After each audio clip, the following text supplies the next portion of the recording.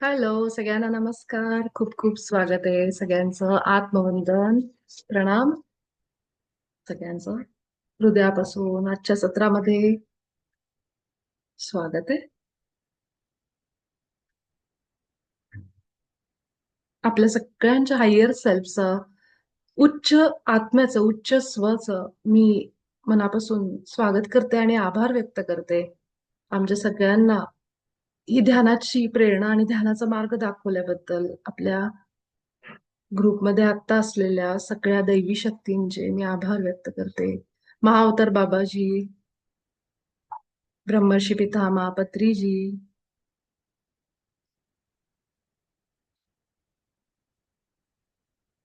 Thank you so much. आणि आपल्या सगळ्यांचे गुरु, आपल्या सगळ्यांचे पूर्वज जे आता आपल्यासोबत या सत्रामध्ये आहेत, त्या सगळ्यांना मी खूप खूप आभार व्यक्त करते सगळ्यांचे, की तुम्ही आमच्यासोबत आहात म्हणून आम्ही हे सगळे सत्र ध्यानाचे आम्ही करू शकतोय. आणि एक कुठेतरी एक आतमध्ये ती ज्योत आपल्या कायम आहे, की जरी किती पण आपल्या आयुष्यात अशा सिच्युएशन येत असतील, आव्हानं येत असतील, तरी तरी आपण तो एक लाईट, ती एक ज्योत आपल्याला मार्ग दाखवते, दिशा दाखवते. कुठल्या तरी गुरूंचं करायला सांगते, काहीतरी वाचायला सांगते, काहीतरी युट्यूबवर व्हिडिओ बघायला सांगते. तर ज्यावेळी आपल्याला थोडंसं लो होतं, आपले व्हायब्रेशन्स थोडे खाली जातात, आपण काहीतरी विचार करतो, कोणी काही म्हणतं, त्यावेळेस आपली जी व्हायब्रेशन, जी ऊर्जा खाली गेलेली असते ती वर आणण्याकरता, ती अपलिफ्ट करण्याकरता आपण जो कुठला मार्ग निवडतो, कुठेतरी एक चक्कर मारून येतो, काहीतरी गाणं ऐकतो, टीव्ही बघतो, सिरियल बघतो, हे सगळे मार्ग म्हणजे काय? ते आतून येणारा आवाज आहे. कधी कधी काहीच करू वाटत नाही, असं वाटतं आता मला या क्षणाला काही करायचं नाहीये, ना ध्यान, ना रेकी, ना काहीच नाही. आणि मला काही ऐकायचंय, बघायचंय, ना कुणाशी बोलायचंय. त्या प्रसंगी केवळ असं एखाद्या रूम मध्ये बंद होऊन शांत बसावं असं वाटतं, की काही कुणाशी करायचं नाही. समोर एखादं झाड असेल, निसर्ग असेल, तर फक्त त्या झाडाकडे बघावं, पक्षी उडताना बघावेत. हे थोडं आपल्याला पुस्तकी वाटेल की जे सांगितलं जातं की किंवा असं, पण खरंच तसं फिलिंग येतं की आता मला काही करायचं नाही, मला शांत बसायचंय. ना मोबाईल नको, ना टीव्ही नको, ना कुणाचं काही ऐकायचंय, ना कुणाचा विचार, कुणाशी बोलावंच वाटतंय फोनवर. बरेच जण असं करतात की फोनवर बोलतात.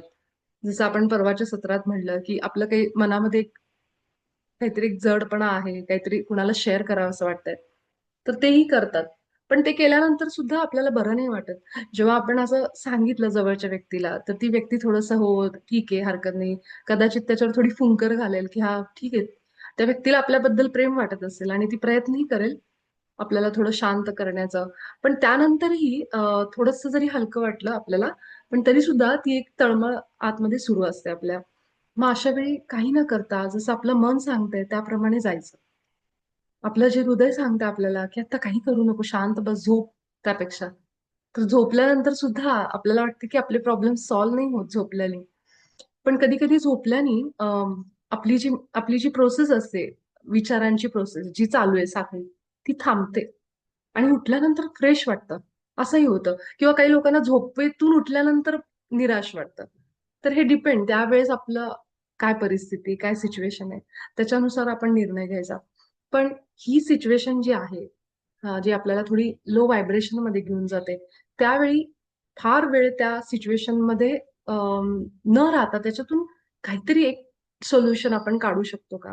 थोडा वेळ आपण काही असं बसलो एकटं, रडू आलं तर रडून घ्यायचं, थोडं रिलीज करायचे इमोशन्स आपल्या. कारण हे खूप हेवी असतात, खूप जड असतात. आपल्याला सहन होत नाहीत त्या भावना. त्यांचं ओझं घेऊन बसण्यापेक्षा जे काही आहे ते आपण थोडंसं रडून रिलीज केलं, तर ते बाहेर येतं आणि त्याचा सामना करायचा म्हणजे काय? जसं मी नेहमी सांगते, की ते इमोशन, ती भावना जी आहे, जी येते आपल्याला, ती न दाबता, त्याच्यापासून न पळता, मला कशामुळे वाईट वाटतंय बाबा? ह्याचा विचार करायचा आणि मग एखादा असा जस्ट आपण बसलोय डोळे मिटून, थोडंसं डोळ्यातून पाणी येते, एखादं म्युझिक ऐकतोय आपण किंवा एखादा असा लाईट आपल्या अंगावर येतोय.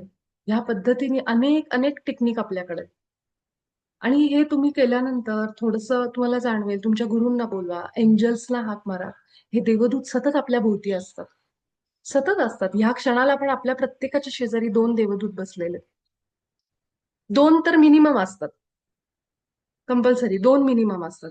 आणि बाकी इतर आपण जितकं आपलं लाईट, जितकं आपण आपल्या चेतनेने वर जाऊ, हळूहळू आपल्याला समजायला लागतील गोष्टी. जितका आपण विश्वास ठेवू, तितके त्या एंजल्सची संख्या, त्या देवदूतांची संख्या वाढत जाते. आणि हे अनुभव येतील तुम्हाला. हे फक्त कुठेतरी पुस्तकातून वाचून वगैरे नाही सांगत आहे मी. उठल्या उठल्या आपल्या दिवसभरामध्ये आपल्या उठल्यानंतर आपण जेव्हा आभार मानतो सगळेजण, ज्या कुठल्या देवाला आपण स्मरण करतो, त्यावेळेस म्हणा, की माझा उच्च आत्मा, आजचा दिवस मी तुला सरेंडर करते. तू ज्या पद्धतीने माझा दिवस प्लॅन करशील, माझा जो सर्वोच्च हितामध्ये दिवस असेल, तो तू प्लॅन कर. आणि तुम्हाला इतके चमत्कार जाणवतील, इतके चमत्कार. आणि म्हणायचं सुद्धा हे पण दिवशी सकाळच्या वेळी, की आजचा दिवस माझा चमत्कारांनी भरलेला असेल. हे सुद्धा आपण म्हणजे जितकं उठल्यानंतर आपण एक चॅनल करून देऊ, एक जागा मोकळी करून देऊ, मार्ग देऊ, त्याचा प्रभाव आपल्याला दिवसभर जाणवतो. ती जी नियंत्रण सोडण्याची ताकद म्हणेन मी त्याला, ताकद आहे ती. नियंत्रण सोडणं पण शक्य नसतं प्रत्येकाला. छोट्या-छोट्या गोष्टींमध्ये पण आता काय होईल? आता गाडी मिळेल का? हे होईल का? मग मी हे करू का? ते करू का? हे का होत नाहीये? ते का होत नाहीये? हे सगळं नियंत्रण पकडून ठेवण्याचं आहे. पण ज्यावेळेस रिलीज करतो आपण, माझा विश्वास आहे जे होतंय ते चांगलं होतंय. गाडी नाही मिळाली, गाडी सुटली, हरकत नाही. बस सुटली, हरकत नाही. अजून कुठली ट्रेन सुटली, हरकत नाही. अजून काही माझ्या आयुष्यात वाईट घडलं, हरकत नाही. काहीतरी प्लॅनिंग आहे. काहीतरी प्लॅनिंग आहे जे ह्याच्यापेक्षा बेहतर आहे. ह्याच्यापेक्षा खूप चांगल्या पटीने माझ्यासाठी लिहून ठेवलंय. हा जो विश्वास मनुष्य दाखवतो आणि सगळं सोडून देतो. झालं तर झालं. नाही झालं तर नाही झालं. माझी प्रॉपर्टी नाही विकली गेली तर नाही विकली गेली. मला नवीन घर नाही मिळालं तर नाही मिळालं. काहीतरी प्लॅनिंग आहे. जेव्हा मी इच्छा करूनही माझी इच्छा पूर्ण होत नाहीये, त्यावेळेस त्याचं प्लॅनिंग त्याच्यापेक्षा चांगलं आहे. हा विश्वास ठेवायचा. तर युनिव्हर्स म्हणा, ब्रह्मांड म्हणू आपण त्याला किंवा ह्या शक्ती ह्या पद्धतीने काम करतात, की इच्छा केल्यानंतर कोण किती सोडतं ते. रिलीज करतं, त्याच्यापासून लांब राहतं. आणि किती इझिली फन एनर्जीमध्ये की होईल तेव्हा होईल, ह्या भागामध्ये. म्हणजे विसरून पण जातात किती जण तर. आणि मग ते काही दिवसामध्ये पूर्ण होतं. तर हा भाव नोटीस केला जातो. आता आपण ज्या इच्छा लिहून ठेवल्यात, आपण जसं परवा मी म्हणलं, की आपण त्याला रोज रेकी देतोय. त्याला बघतोय. 21 दिवसाचा आपण त्याला एक हे दिलंय, टाईम फ्रेम दिलाय, की 21 दिवस मी त्याला रेकी देतीये, हे करतीये. त्या इच्छांना आपण फक्त रेकी द्यायची, की माझं हे काम पूर्ण होण्यासाठी हे रेकी शक्ती तू मदत कर. मग आपण त्याला चोकुरे दिलाय, तिथं काढून ठेवलंय. पण ह्याचा अर्थ असा नाही, की आपण 24 तास त्या इच्छांचाच विचार करावा. हा फरक आहे, की आपण त्याला एनर्जी द्या. ती एनर्जी तुमच्या हाताने तुम्ही तुमच्या हृदयातून तो प्रकाश द्या, की ह्या इच्छा माझ्या आहेत आणि माझी इच्छा आहे, की हे सगळं माझं जे दिलेलं आहे, दिलेल्या वेळेमध्ये हे सगळं पूर्ण होत आहे. पण त्याला अटॅच होऊन बसायचं नाही. कधी होईल, काय होईल, कसं होईल, काय होईल? हे जितकं आपण त्याला इच्छाचं त्याला रेकी दिली, दुसऱ्या क्षणी मी माझ्या कामात, दुसऱ्या क्षणी मी माझ्या प्रेझेंट मोमेंटमध्ये, वर्तमानामध्ये, हा आता पुढे मला काय करायचंय, आजचं काय जे काही काम आहे ते. मग पुन्हा मी त्या इच्छांच्या मागे पळणार नाही. त्यातल्या काही तुम्ही बघाल आणि हे तुम्ही छोटे छोटे प्रयोग पण करून बघू शकता. आजच्या दिवसाची जी इच्छा आहे, की मला आज दिवसभरामध्ये हे एवढंच माझं काम होऊ दे. खाणं पिणं असेल, कुठे जाणं असेल, ह्या कामांच्या छोट्या छोट्या इच्छा करून बघा. छोट्या छोट्या इच्छांमध्ये त्याला डिवाइड करा. आणि मग ती छोटी इच्छा कशी पूर्ण होतीये, जे तुम्ही म्हणतो ना, फील करताय की आता ते घडतंय माझ्यासोबत ऑलरेडी. एकदा दोनदा तुम्ही फील केलं, त्याला पूर्ण असं आत्मसात केलं, की मी आत्ता त्यामध्ये आहे. ते करते मी आता ह्या क्षणाला, की मग ते सोडून द्यायचं. मग पुढच्या क्षणाला तुम्ही तुमच्या जे काही तुमच्या हातातलं काम आहे त्याच्याकडे लक्ष द्यायचं. या सगळ्या प्रोसेसमध्ये एक गोष्ट महत्वाची आहे. आपण काय करतो, डोळे मिटून ह्या इच्छा ऑलरेडी आपण कुठल्यातरी जगामध्ये माझं एक व्हर्जन, माझं एक रूप ऑलरेडी ती इच्छा जगत असते. ह्याला म्हणतात, हे जे सांगतात ना मॅनिफेस्टेशन वगैरे. तर क्वांटम फिजिक्सचा हा भाग आहे, की कुठेतरी मी जिची इच्छा आहे, एक मर्सिडीज गाडी मला पाहिजे. ऑलरेडी एक कुठेतरी मी मर्सिडीज चालवतीये, मर्सिडीजमध्ये बसलीये, एन्जॉय करतीये, फिरतीये. असं कुठलं तरी माझं एक रूप, माझं व्हर्जन ऑलरेडी त्या जगात आहे. आता आपल्याला काय करायचं, आपल्या सबकॉन्शियसला त्या जगात घेऊन जायचंय. आणि जसं मर्सिडीजमध्ये बसल्यावर मला आनंद येईल, जसा माझा उत्साह असेल, ते सगळं मी इथं बसल्या बसल्या फील करते. माझ्या त्या रूपाला, त्या व्हर्जनला मी इथून जोडते. समजतंय? हे आपण मॅनिफेस्टेशन मध्ये करतो. मग जेव्हा मी त्याच्याशी जोडते, तेव्हा ते जोडून तिथंच राहणार नाहीये मी. तिथून मला वापस पण यायचं ना माझ्या आत्ता जी माझी रियालिटी त्याच्यामध्ये. मग एकदा थोडा वेळ आपण ध्यान केलं, आपण ते सगळं फील केलं, पुन्हा आपल्या रियालिटीमध्ये आलो, संपला विषय. मग पुन्हा जायचं नाही तिकडे मर्सिडीज चालवायला, पुन्हा आपल्या रियालिटीमध्ये यायचं की मी इथं आता प्रेझेंट वर्तमानात आहे. हे करत करत डॉक्टर जो डिस्पेन्झानी त्यांची तुटलेला मणका 1900 साधारण 86 का 85 काळामध्ये पूर्ण जोडून आणला, विदाऊट ऑपरेशन. आज ते डॉक्टर आहेत, न्यूरोसर्जन आहे माणूस. आपण हे खोटं पण म्हणू शकत नाही, अरे काहीतरी असलं काम नाही करत. जो माणूस आज न्यूरोसर्जन आहे, एवढ्या मोठ्या न्यूरो सायन्सवर ज्यांनी अनेक रिसर्च केले, त्या माणसाच्या आयुष्यात भगवंतानी ही गोष्ट घडवून आणली. का? कुणी नॉर्मल व्यक्ती जर सांगायला गेला असतं तर लोक त्याला वेड्यात काढली असती. काही पण सांगतोय असं थोडीच होत असतात इच्छा पूर्ण. पण जेव्हा असा मोठा शिकला सवरलेला एकदम हुशार डॉक्टर माणूस जेव्हा त्याच्या आयुष्यात अपघात घडला आणि त्याला सांगितलं गेलं अमेरिकेमध्ये की तुम्हाला ऑपरेशन शिवाय तुम्ही बसूच शकणार नाही, तुमचा मणकाच तुटलाय, मणक्याचे जे वर्टिब्रे असतात ते. पण त्या माणसानी चक्क ठरवलं त्या काळामध्ये की मी ऑपरेशन करणार नाही. रोज तो माणूस छताकडे बघत बसायचा. ही गोष्ट मी खूप वेळा सांगते, कारण ह्या गोष्टीमुळे मी खूप गोष्टी माझ्या आयुष्यात केल्यात. त्यामुळे मी आपल्या ध्यानात ही गोष्ट अनेक वेळा सांगितली. पण जी लोक नवीन आहेत त्यांच्यासाठी मला पुन्हा सांगावी वाटते. आणि ती आतून येते आज माझ्या, म्हणजे तो संदेश म्हणा काय. त्यामुळे मी सांगते, जेव्हा ते छताकडे बघत बसायचे तरुण काळामध्ये, हा माणूस छतावर त्याच्या बेडवर पडून राहिला, पाठ तुटलेली आणि छताकडे बघत. सगळे सांगून सांगून थकून गेले की ऑपरेशन करून घे, पण त्यांनी नाही केलं. आणि तिथं बसून ते काय करायचे तर तुम्ही ते पुस्तक पण नीट वाचा एकदा. आणि ते बसून झोपून काय करायचे, त्यात छत बघायचे आणि अं, ते मित्रांबरोबर बीचवर गेले, तिथं लंच करतायत, ते त्यांचे दिवस जे होते ते पुन्हा पुन्हा डोळ्यासमोर आणायचे. त्यांचं जे पाठीचा मणक्याचे जे वर्टिब्रे तुटलेत ते असे जोडले चाललेत. असं हे सगळं ते व्हिज्युअलाइज करायला लागले, कल्पना करायला लागले. मध्येच त्यांच्या डोक्यात यायचं पण, हे काम नाही झालं तर काय, म्हणजे हे काम नाही केलं तर काय, मी असाच अपंग म्हणून एका व्हीलचेअरवर बहुतेक राहणार आणि मग मी डॉक्टर पुढची माझी प्रॅक्टिस कशी करणार, असा निगेटिव्ह विचार पण त्यांच्या मनात यायचा. पण मग पुन्हा ते नव्याने प्रॅक्टिस करायचे. दिवस दिवस ते असे कल्पना करत बसायचे. आणि 90 दिवस, 3 महिने, 3 महिने त्यांनी विश्वास ठेवून न थांबता न चुकता ही ही प्रोसेस प्रक्रिया करत करत करत 90 दिवसांमध्ये, 3 महिन्यांमध्ये ते पूर्ण उभे राहिले आणि जाऊन ते प्रॅक्टिस करायला लागले. पुढचे त्यांचा प्रवास खूप मोठा आहे सांगायला गेलं तर. पण आजपर्यंत त्यांना एकदाही पाठ दुखीचा सुद्धा त्रास झाला नाही. त्यानंतर त्यांच्या अनेक वर्कशॉपमध्ये एक एक ध्यानामध्ये एक ध्यान घेतले की लोक, व्हीलचेअरवरचा माणूस उभा, या पद्धतीने शक्ती यायला लागली. कारण त्यांनी जे त्यांच्या आयुष्यात अनुभवलं, जेव्हा आपण अनुभवतो सगळ्या गोष्टी तेव्हा आपण लोकांना चांगल्या प्रकारे सांगू शकतो.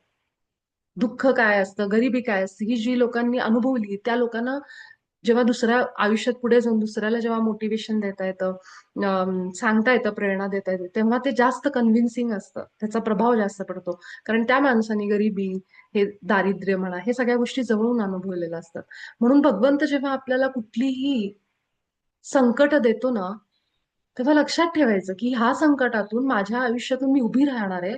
आणि ते जे उभं राहणं आहे माझं, ते पुढे जाऊन कुणासाठी तरी प्रेरणा बनणार आहे. मलाच जर त्या दुःखाची चव माहित नाही, अनुभव माहित नाही, आणि मी उद्या जाऊन माझ्या शेजारच्या पोरीला सांगतेय की अगं तू काळजी करू नको, असं होत असतं, पण मला माहितच नाही तो अनुभव काय, तर मी तिला कसं शिकवू, तिला कसं समजावू, तिला कसं उभी करू. त्यामुळे आपल्या आयुष्यात येणारे हे सगळ्या अडचणी ह्या आपण, म्हणून म्हणतात ना, लर्निंग म्हणून घ्या, लेसन म्हणून घ्या. कारण ह्यातून मी 4 गोष्टी शहाणपणाच्या दुसऱ्याला सांगू शकते. नाहीतर मीच म्हणतो ना, मलाच काही अनुभव नाही, मी अगदी माझी दुःख वेगळ्या प्रकारची असतील कदाचित. पण जे एखाद्या व्यक्तीला त्या क्षणाला गरजेचं आहे, तिच्या आयुष्यात जरासा एक एक तिला उभं करण्यासाठी, प्रेरणा देण्यासाठी, ते जर ऑलरेडी मी अनुभवलं असेल तर मी तिला जास्त चांगल्या प्रकारे सांगू शकते. तर म्हणून डॉक्टर जो डिस्पेन्झा, हे त्यांचं पुस्तक मी आपल्या ग्रुपवर टाकेन. प्लीज मी रिक्वेस्ट करेन, ज्यांना इंग्लिश छान, त्यांना काही प्रॉब्लेम नाही इंग्लिशमध्ये, त्यांनी इंग्लिशमध्ये वाचा. नसेल तर हिंदीमध्ये त्यांचं पुस्तक मी बघते ट्रान्सलेशन आहे का, किंवा शेअर पण केलं असेल, माझ्या लक्षात नाही. त्यांचं पुस्तकाचं नाव आहे यू आर द प्लेसेबो. म्हणजे तुम्हीच तो. प्लेसेबो म्हणजे काय, की कसा इफेक्ट, की म्हणजे आता गोळी घेतली आणि मला वाटतं की एक गोळी घेतल्यावर मला बरं वाटेल. केवळ गोळी घेतल्यावर बरं वाटेल हे डोक्यात बसलेलं असतं. पण ती गोळी न घेता सुद्धा म्हणजे बरं वाटू शकतं. पण आपल्याला ते गोळीमुळं असं वाटतं की हा आता गोळी घेतली म्हणजे बरं वाटेल. तर हा प्लेसिबो इफेक्ट झाला. तर ह्या प्रकारे हे त्यांचं पहिलं पुस्तक आहे जे ते बरे झाल्यानंतर त्यांनी लिहिलं.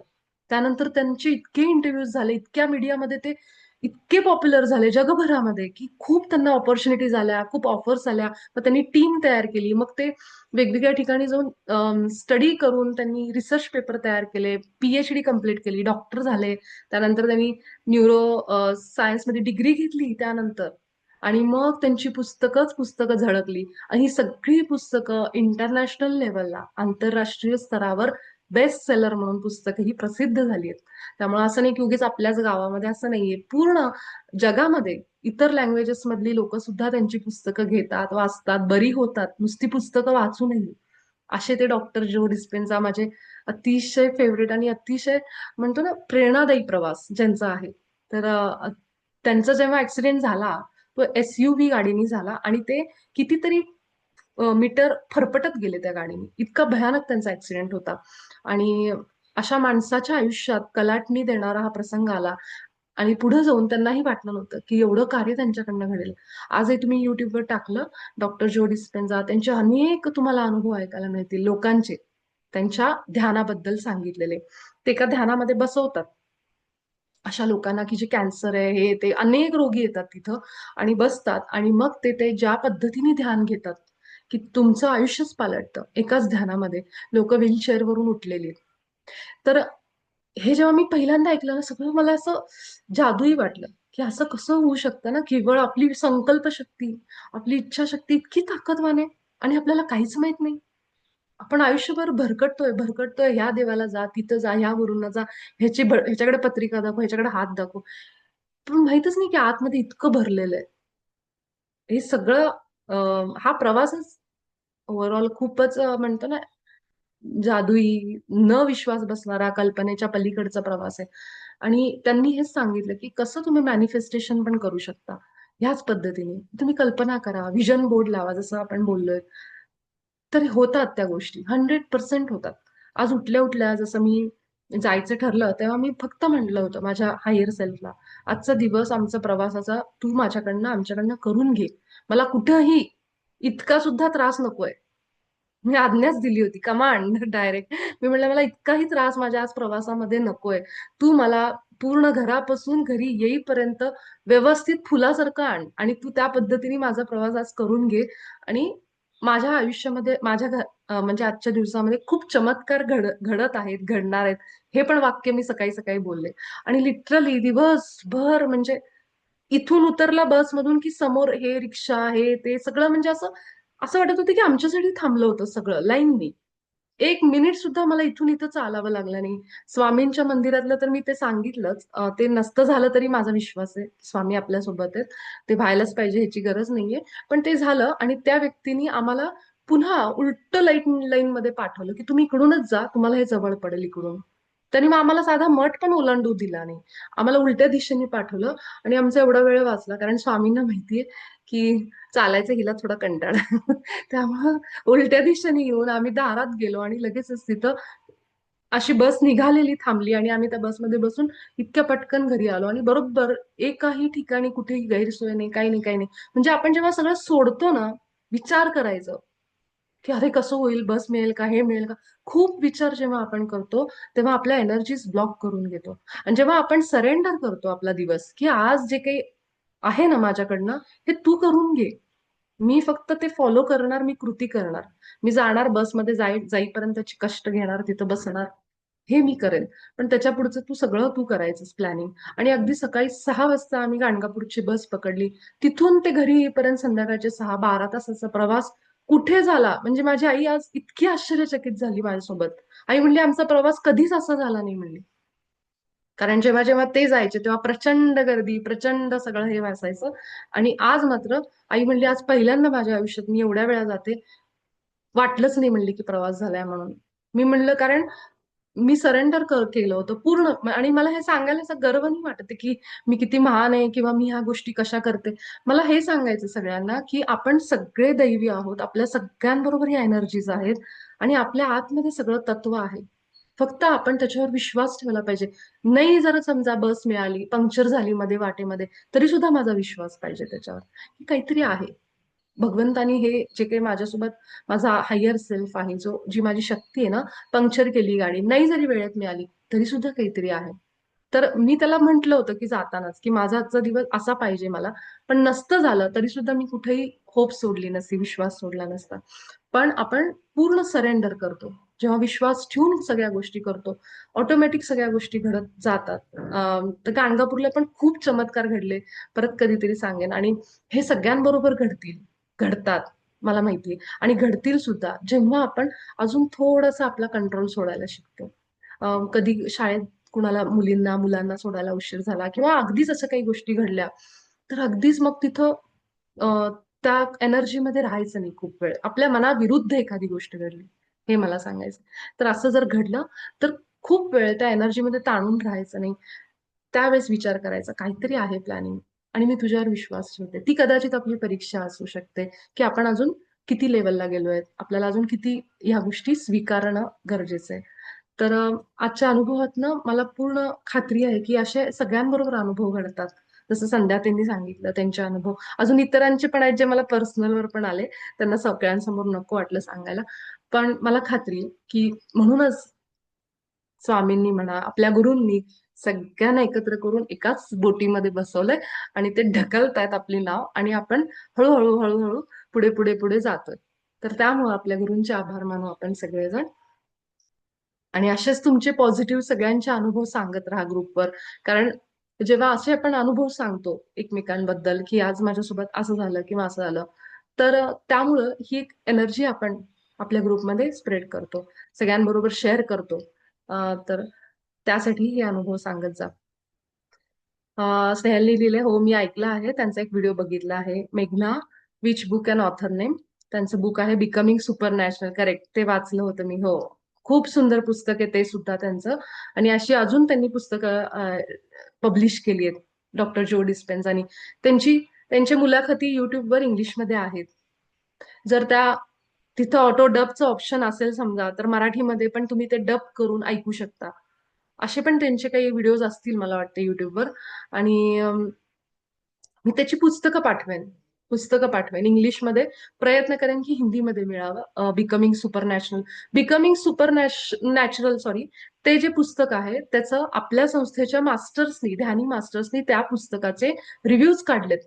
तर ज्यांना पूर्ण पुस्तक ऐकणं पण शक्य नाही ना, ऑडिओ हिंदीमध्ये पण आहेत युट्यूबवर, तर ज्यांना ज्यांना हे पण शक्य नाही, अर्ध्या तासामध्ये त्या पुस्तकाची कलेक्शन, समरी, म्हणजे समरी, ती ऐका तुम्ही. आपलेच संस्थेचे पिरामिड संस्था ही फक्त ध्यान कधीच घेत नाही.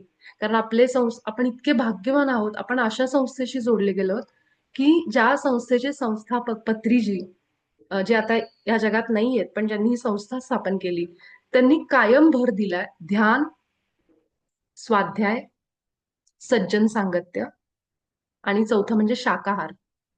शाकाहारवर पण त्यांनी भर दिलाय. त्यांनी सांगितलं लोकांना तुम्ही शाकाहार करा, शाकाहार करा. पण कसं होतं, काही जणांना ते सुटत नाही. मग ते काय म्हणायचे, ठीक आहे तुम्ही ध्यानाला तर लागा. ध्यानाला लागल्यानंतर आपोआप त्या लोकांची आतून जी मांसाहाराची इच्छा आहे ती कमी व्हायची आणि हळूहळू जायची. त्यामुळे इथे जर कुणी मांसाहार करत असेल तर मी असा आग्रह करणार नाही तुम्हाला की तुम्ही ते सोडूनच द्या. तुम्ही ध्यानाला लागा, ते आपोआप जे व्हायचंय ते होऊन जाईल तुमच्यासोबत. ठीक आहे. पण 3 गोष्टी, की ध्यान, सज्जन सांगत्य आणि स्वाध्याय म्हणजे हे ज्ञान असं घेणं, पुस्तक वाचणं, पॉडकास्ट ऐकणं, हे जे माझा अभ्यास आहे घरी आल्यानंतर, जसं शाळेतून मुलं करतात, तो माझा अभ्यास काय बाबा, तर हे मी आज हे ऐकलं, हे वाचलं, हा माझा स्वाध्याय आहे. आणि शाकाहार जगत आणि पिरॅमिड, घरामध्ये पिरॅमिड लावणे, पिरॅमिडचा वापर करणे, ध्यानाला घेऊन बसणे, पाण्यावर ठेवणे, फळांवर ठेवणे, तर त्यांनी ह्या 5 गोष्टी सगळ्यांना सांगितल्यात. आणि आपल्या संस्थेचं नाव पण पिरॅमिड आहे. त्यामुळं आपल्या संस्थेची लोक, जे ध्यानी मास्टर आहेत, ते अशा चांगल्या चांगल्या पुस्तकांचे रिव्ह्यूज करतात, समरी करतात. आणि ती समरी युट्यूबवर आपल्या PMC हिंदी चॅनलवर टाकतात. आणि तुम्हाला जर पुस्तक वाचायला वेळ नाहीये, खूप कामं आहेत, तर तुम्ही फक्त ती समरी एक अर्धा एक तासाची असते, ज्यातून तुम्हाला पुस्तकातून काय सांगायचंय ऑथरला हे सगळं कळेल. आणि वेळ असेल तर ऑडिओ बुक जरूर ऐका, कारण ते ऑडिओ बुक जे आहेत ते हिंदीमध्ये पण असतात आणि इंग्लिशमध्ये पण असतात. मंजू मावशी, काय तुला बोलायचं का? हो. हा, बोल ना. मला अगं मला सांगायचं, हम्म. ध्यान करताना म्हणजे असं होतं का बरेच जणांना? मला क्षणासाठी असं माझं शरीरच नाहीये, म्हणजे मी मी ध्यान करताना मला असं क्षणासाठी म्हणजे काय नाहीये असं वाटलं, म्हणजे मीच नाहीये. तर असं होतं का कधी? हो हो, होतं होतं असं. हा चांगला अनुभव आहे इनफॅक्ट, की तुम्हाला शरीराची चेतनाच राहत नाही. तुम्ही शरीर आणि मनाच्या जेव्हा पलीकडे जायला लागतात, तेव्हा तुम्ही ध्यानात डीप मध्ये जायला लागतात. तर तुला असं जर होत असेल ना, तर ह्याचा अर्थ तू ध्यानामध्ये खोलवर चालायला लागलीस, की तुला शरीरच जाणवत नाहीये. हलकं वाटतं, मध्येच हवेत उडल्यासारखं वाटतं, असं हा, पण होतं लोकांना. तर खूप चांगलं लक्ष. हवेत नाही पण मला फक्त असं आता मी केलं ना ध्यान, तर म्हणजे आता मी रेग्युलर करायला लागले रोज 8-10 दिवसात. तर मला आता थोडं जाणवतंय. मध्ये मध्ये माझं ध्यानच लागत नव्हतं, पण आता माझं ध्यान इतकं छान लागतंय. तर मला आता आज असा अनुभव आलाय माझा, की मला कळलं नाही, मला माझं शरीरच नाही असं वाटत होतं आणि मला फक्त एक वेगळा प्रकाश, म्हणजे असं कसा दिव्याचा प्रकाश असतो, हा हा. हा खूप खूप तसा छान अनुभव आहे. आपण बसलो तो. खूप छान आहे, कारण तू आता रेकी करायला लागलीस, त्यामुळे तुझी चक्र संतुलनात येत आहेत आणि मग तुला ध्यान जमायला लागलंय. म्हणून ज्यांना ध्यान पटकन लागत नाही त्यांनी पहिली रेकी सुरुवात करा. सकाळी रेकी घ्या, संध्याकाळी तुमचं रोज एनर्जी जी आहे, ब्लॉकेजेस ते दूर व्हायला लागले की ध्यान लागायला लागेल. त्यामुळं ते तुला आता जाणवायला लागले. तर खूप छान अनुभव आहे मावशी. तू रेकी आणि ध्यान दोन्ही सुरू ठेव. ते या पद्धतीने हम्म. एनर्जीची ब्लॉकेजेस आहेत ते आपोआप तुझे दूर होऊन तुला ध्यानामध्ये अजून गोडी निर्माण होईल. ठीक आहे. तर थोडाच वेळ राहिलाय, पण आपण जरूर ध्यान घेऊ आज. एक थोडा वेळ का होईना थोडं शांत बसू एकमेकांबरोबर, आपल्या श्वासांबरोबर. आणि ही एकमेकांची जी एनर्जी आहे ती थोडी आपण प्रयत्न करू की आत घ्यायची. आपली सामूहिक एनर्जी म्हणतो आपण ज्याला ती. ठीक आहे. तर आपण सगळेजण. मला एक विचारायचंय विपुल, हा. ऐक ना, मग तू जे आभा मंडळ काय करते तू ते आपलं? ऐक ना मावशी, आपण ते ना उद्या घेऊ वाटलं तर प्रश्न, किंवा तुम्हाला पर्सनल वर म्हणजे आता मेसेज कर. ध्यानाला बसताना जेव्हा तू करते ना, ते काय आपलं काय हम्म. म्हणते त्याला, माझ्या उच्च हा आत्म्याला हा. सोडून मी. आपण आपली आभा बंद करतो आणि हे करतो, क्लीन करतो. हा, तर ते थोडस मला ऐकायचं एकदा तुझ्याकडनं नंतर. नक्की नक्की, मी उद्याच्या सत्रामध्ये जरूर सांगते. कारण आज आपल्याकडे वेळ कमी राहिला ना, तर आपण एक 10-12 मिनिटाचं ध्यान तरी होईल आपलं, म्हणजे हा. ठीक आहे, चला आपण सगळेजण ध्यान अवस्थेमध्ये आणि मोठ्या श्वासांनी आपल्या ध्यानाची सुरुवात करू. आपल्या मनामध्ये विश्वास ठेवा, मी अगदी योग्य वेळी योग्य लोकांसोबत योग्य एनर्जी मध्ये आहे. ह्याच आपल्या संकल्पासहित एक मोठा श्वास घेऊ. मी पूर्णपणे माझ्या उच्च आत्म्याला शरण आहे. माझा उच्च आत्मा म्हणजे माझा हायर सेल्फ, म्हणजे मीच. माझा पूर्ण आत्मा तोच आहे. माझ्या आतमध्ये वाहणारी ही शक्ती जी मला गाईड करते, मार्गदर्शन करते. कुठे जायचंय, काय करायचंय, काय खायचंय, कसं बोलायचंय, कसं वागायचंय, कसं रिॲक्ट करायचंय कुणासोबत, हे सगळं शिकवणारी माझी चेतना शक्ती म्हणजे माझा उच्च स्व, उच्च आत्मा, हायर सेल्फ, जो परमात्म्याचा अंश आहे. इथं असलेला प्रत्येक जण, माझा मित्र, माझा परिवार, माझा शत्रू, हे सगळे सगळे सगळे माझ्या प्रमाणे त्या परमात्म्याचे अंश आहेत. त्यांच्या आतमध्ये सुद्धा ही दैवी चैतन्य वाहत आहे. फक्त काहींना त्याचा विसर पडलाय आणि काही हळूहळू जागृत अवस्थेमध्ये येत आहे. एक मोठा श्वास घ्या पुन्हा एकदा. आणि मोठे श्वास घेणं सुरू ठेवा. आपल्या नाकावाटे मोठा श्वास घेत घेत पोटामध्ये हवा भरून घ्यायची. श्वास घेताना पोट बाहेर, श्वास सोडताना पोट आतमध्ये. हळूवार श्वास घ्यायचा. डीप ब्रीदिंग, दीर्घ श्वास. नाकावाटे मोठा श्वास घेताना पोट बाहेर आणि सोडताना पोट आतमध्ये.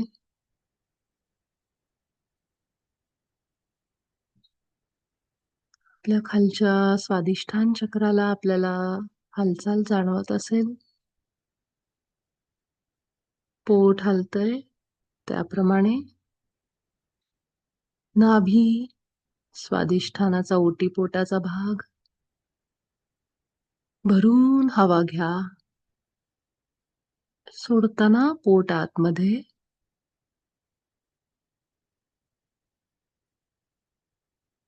दीर्घ श्वास घेणं सुरू ठेवा.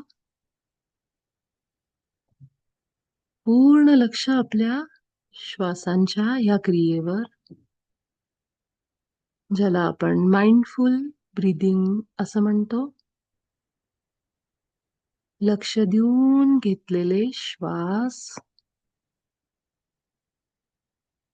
जाणीवपूर्वक घेतलेले श्वास मी एक दिव्य आत्मा आहे, दैवी चेतना आहे.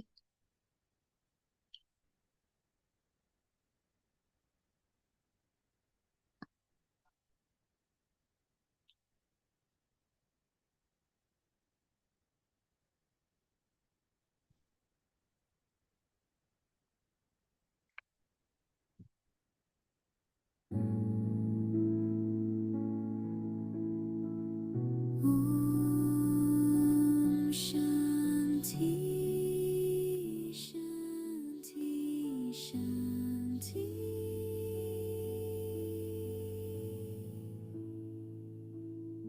हळूहळू आपल्या दीर्घ श्वासांवरून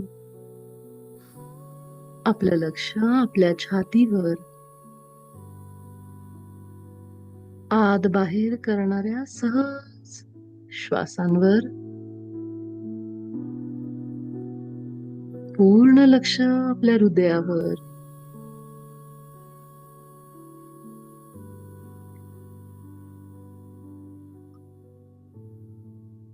आपण शेवटची 7 मिनिटं आपल्या हृदयावर एकाग्र होणार आहोत. आपले सगळे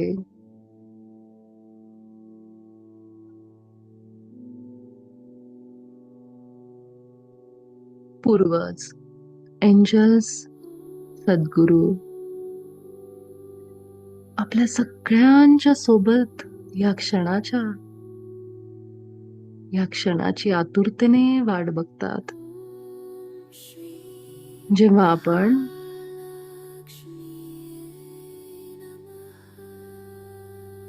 आपल्या आतमध्ये जातो,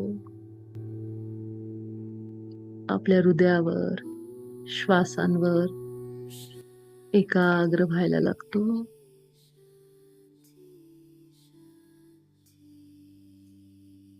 प्रत्येक क्षणाला आपल्याला मदत मिळत असते. इतके आपण सगळेजण, प्रत्येक जण दैवी आहे, दिव्य आहे. गुरूंच्या कृपेने इथं आहे.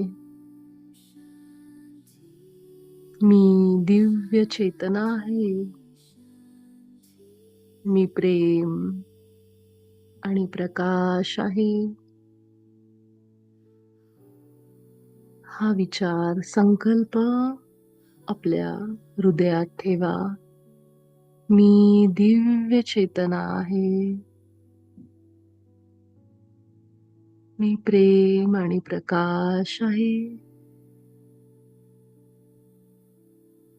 आणि आपल्या श्वासांवर छातीच्या मधोमध एकाग्र होऊन राहा.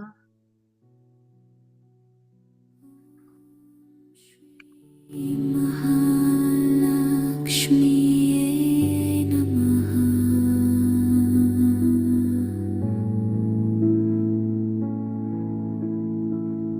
ॐ शान्ति शान्ति शान्ति.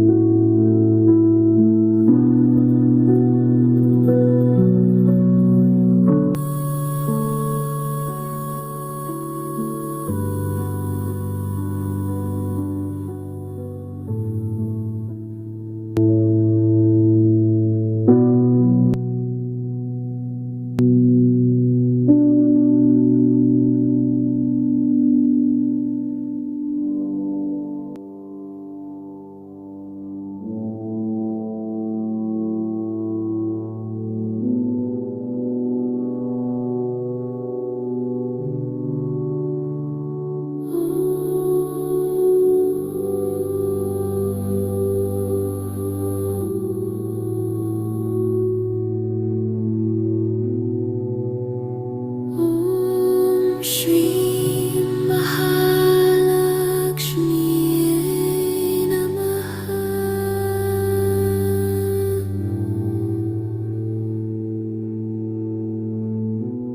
ॐ शान्ति शान्ति शान्ति.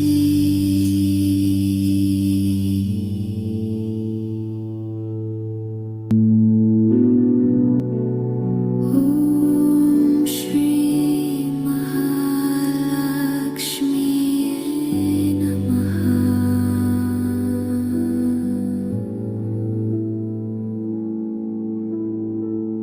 ॐ शान्ति शान्ति शान्ति.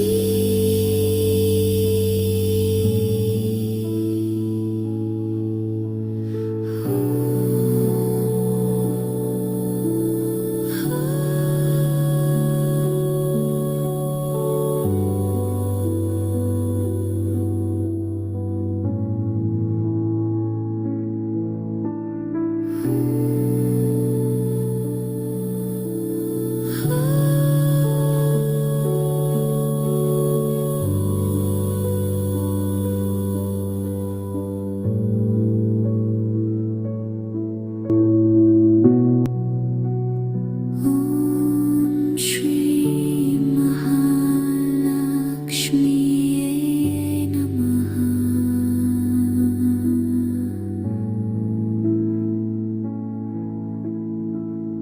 ॐ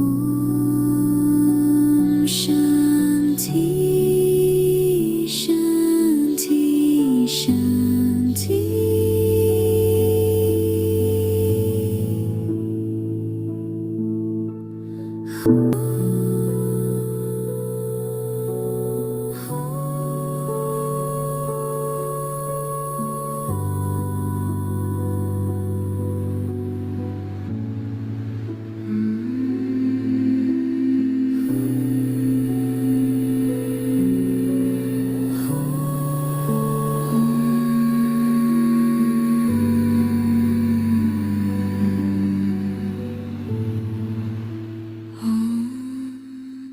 अजून थोडा वेळ आपण या अवस्थेमध्ये राहू शकता. आपण आजचं आपलं सत्र इथंच संपवतोय. हळूहळू आपल्या वेळेनुसार 5 अंक मोजत ध्यानातून बाहेर या. आपण भेटू उद्याच्या सत्रात. धन्यवाद.